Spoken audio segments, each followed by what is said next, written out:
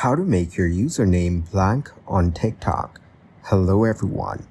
In this video, I will show you how to make your username blank on TikTok. First, open the browser on your mobile device. Here, use the search bar to search for a blank character.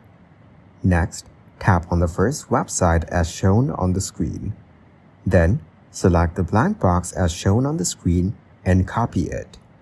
Now, open the TikTok app and log in to your account.